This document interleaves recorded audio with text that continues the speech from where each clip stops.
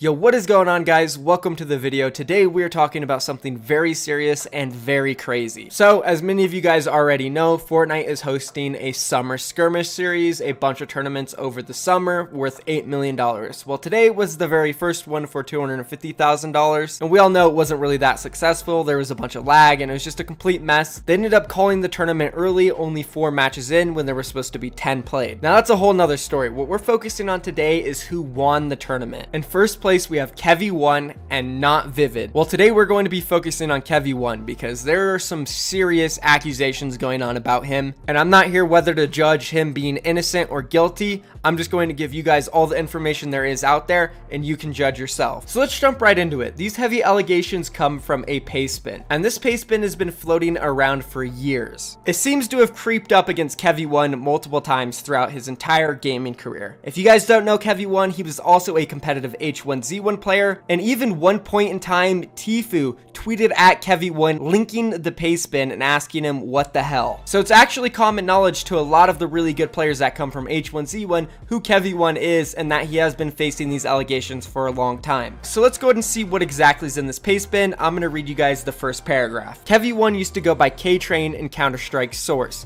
which was one of the most hated people in the entire CSS community. He gave hacks to a lot of people, such as Mo, later on. He was friends with Mika, which was another person hated in the CS community, and they would also blackmail underage children into sending them nudes. If they didn't, then they would DDoS them later. Here's a Reddit post about it and other links that show K-Train is Kevy1. Now, if you go inside of this pay spin, which I will link down below in the description and in the comments, you'll find some proof against him. One of the very first links goes to an ESEA thread of a guy named Frank accusing him of this. He said this: "The players have been DDoSing me constantly because I would not show him nude pictures and videos of myself on TinyChat. I told them several times to stop because I don't roll like that, and I am only 15. I am not sure if I can please get some help from the forums to prevent it. I'm using my neighbor's connection right now because I am still getting DDoSed. MoTV is also associated with them, and he would not help me at all after getting introduced to them from him." This was posted back in 2014. Now, of course, this is just a guy accusing them. There's no actual proof, but if you read down in the comments, there's a lot of people who are actually very big in the CS community, one being Shazam, who played for huge organizations like Cloud9. He said this: "You can hear the sick fucks constantly asking kids for pictures and mumble on Mo's stream while playing with Mo. They also cheat in matchmaking while Mo queues with them. It's stupid.